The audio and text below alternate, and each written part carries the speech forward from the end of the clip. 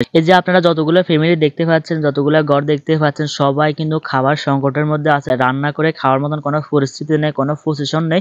সবার নজর হচ্ছে যে আশ্রয় কেন্দ্রের দিকে। ভিতরে যে কিছু মানুষ আছে পানিবন্ধ হয়ে আছে, কিছু মানুষ খুবই কষ্টের মধ্যে আছে। আসসালামু আলাইকুম। এই বর্তমানে পরিস্থিতিতে অনেকে হয়তো অনেক ভালো আছেন, আর অনেকে হয়তো আমাদের মতন ভালো নেই। আমাদের বাড়িতে অনেকে পানিবন্দী হয়ে আছে, অনেকে খাবার সংকটের মধ্যে আছে, অনেকে থাকার সংকটের মধ্যে আছে, অনেকে অনেক পরিস্থিতির মধ্যে আছে। কে কোন পরিস্থিতির মধ্যে আছে, কোন ফ্যামিলি কিভাবে আছে, সবগুলা ফ্যামিলিকে আজকে আপনাদেরকে দেখানোর চেষ্টা করবো। হচ্ছে একটা ফ্যামিলি, তারা এখানে থাকা সম্ভব হয়নি, তাদের ঘরের মধ্যে পানি উঠে গেছে গা। তারা তাদের সেভ মতে তারা আশ্রয় তারা চলে গেছে। আসলে আমাদের এদিকে অনেকে পানিবন্দী আছে, অনেকে অনেক খারাপ একটা অবস্থার মধ্যে আছে। ওই যে সামনে একটা দেখতে পাচ্ছেন, একটা ফ্যামিলি আছে ওই স্থানে। দেখাও যাচ্ছে না যে পানির কারণ, চতুর্দিকে যে পরিমাণে পানি তাদের বাড়ির আশেপাশে। এখানে আমার মনে হয় গলা সমান পানি হবে। এটা হচ্ছে যে রাস্তা, এখানে তো রাস্তা বোঝাও যায় না। এটা হচ্ছে যে তাদের বাড়ির আশেপাশের অবস্থা, যে পানির কি পরিমাণে তাদের বাড়ির আশেপাশে অবস্থা। দেখা যাক তাদের বাড়ির ভিতরে কি অবস্থা। আসলে তারাও ভালো নেই।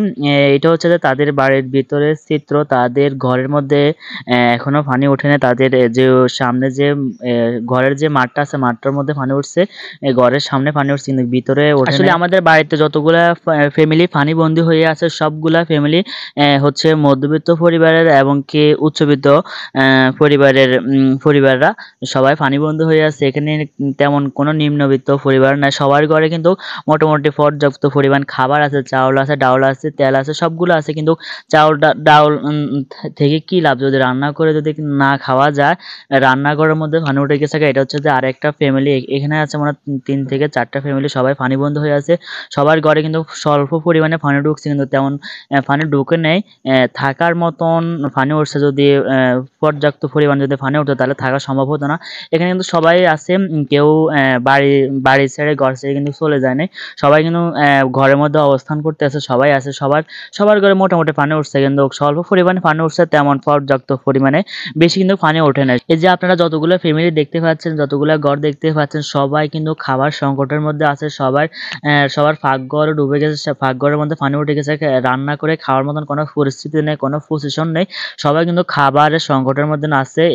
এখানে ত্রাণ আসছে স্বল্প পরিমাণে। আসলে সবার নজর হচ্ছে যে আশ্রয় কেন্দ্রের দিকে।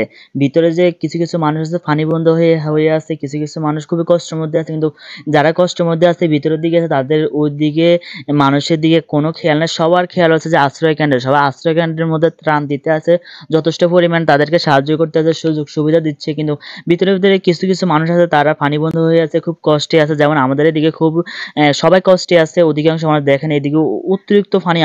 আমি যে অবস্থানে যে জায়গায় দাঁড়িয়েছি, এটা হচ্ছে যে একটা বাড়ির রাস্তা। এই রাস্তার মধ্যে এতটুকু পানি, এবারে বুঝতে পারছেন যে তাদের চলাফেরাটা কতটুকু কষ্ট, এবং কি তাদের খাবার দাবার কতটুকু পরিমাণে কষ্ট হচ্ছে তাদের। যারা ত্রাণ দিচ্ছেন নিজেদের উদ্যোগে বা কোনো ফান্ড থেকে যারা ত্রাণ দিচ্ছেন, তাদের প্রতি আমার অনুরোধ রইল, আপনারা আমাদের রামারবাগ মুন্সিপাড়ে দিঘির পাড়ে আসেন, এসে তাদের অবস্থাটুকু দেখেন। তারা কি পরিমাণে কষ্টের মধ্যে আছে, কি পরিমাণে খাবার সংকটের মধ্যে আছে, কি পরিমাণে তারা বসবাস করতে আছেন। আপনারা এসে তাদেরকে খাবার দেন, ত্রাণ দেন, তাদেরকে সুযোগ সুবিধা গ্রহণ করতে দেন, তাদেরকে সুযোগ সুবিধা ভোগ করতে দেন। আপনাদের কাছে আমার একটা অনুরোধ, আসলে এদিকে তেমন কেউ একটা ত্রাণ নিয়ে আসে না, এবং তারা কোন পরিস্থিতিতে আছে, কোন পরিস্থিতিতে তারা বসবাস করতে আছে, এদিকে কেউ তেমন একটা খোঁজ খবর নিচ্ছে না। সবার নজর হচ্ছে যে আশ্রয় কেন্দ্র। সবাই আশ্রয় কেন্দ্র যাচ্ছে, খাবার নিয়ে তাদেরকে সুযোগ সুবিধা দিচ্ছে, তাদেরকে সব দিকে সুযোগ সুবিধা দিচ্ছে। কিন্তু আশেপাশে কিছু এলাকা, কিছু ঘর বাড়ির মধ্যে অনেকে পানিবন্ধী হয়ে আছে, অনেকে খাবার সংকটের মধ্যে আছে।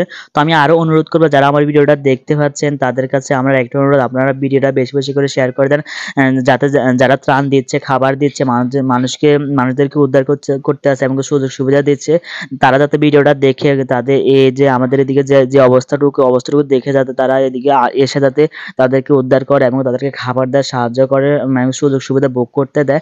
তো আপনারা সবাই ভিডিওটা বেশি করে শেয়ার করেন। কবে মুক্তি পাবে এই পানিবন্দী মানুষরা, সাধারণ মানুষরা, আল্লাহ ভালো জানে। কবে এ ভয়াবহ বন্যা থেকে আমরা উদ্ধার হব, আল্লাহ আমাদেরকে কবে উদ্ধার করে তা আল্লাহ ছাড়া কেউ ভালো জানে না। তো সবাই সবার জন্য দোয়া করবেন। ভালো থাকবেন। আসসালামু আলাইকুম।